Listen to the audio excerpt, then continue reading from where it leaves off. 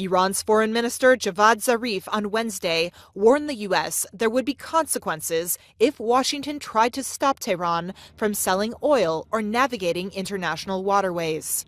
Zarif made the comments at an event in New York. We believe that Iran will continue to sell its oil. We will continue to find buyers for our oil. And we will continue to use the Strait of Hormuz as a safe transit passage for the sale of our oil. But if the United States takes the crazy measure of trying to prevent us from doing that, then it should be prepared for the consequences. Zarif declined to specify what the consequences might be.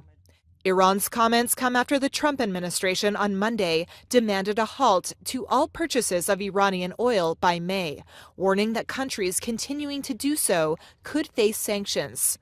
The risks are simply not going to be worth the benefits. Well, always, the sanctions always hurt, but sanctions never change policy.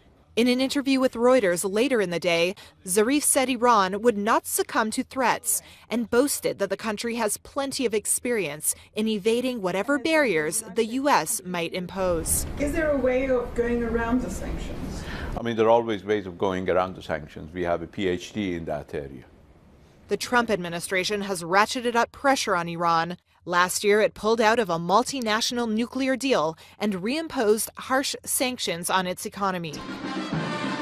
And last month, it added Tehran's elite Islamic Revolutionary Guard Corps to a list of terrorist organizations. Zarif told Reuters he didn't believe President Trump wants an armed confrontation with Iran, but that some in the administration do. I don't think he wants war. He ran on a campaign, but that doesn't exclude him being basically lured into one.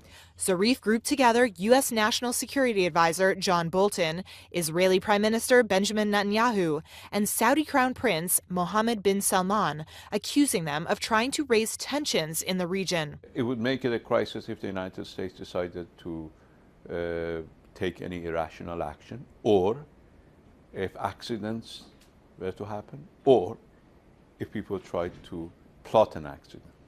The U.S. says it's trying to cut off Iran's oil revenue, accusing Tehran of using the money to fund militants in Lebanon, Syria, Iraq, and Yemen.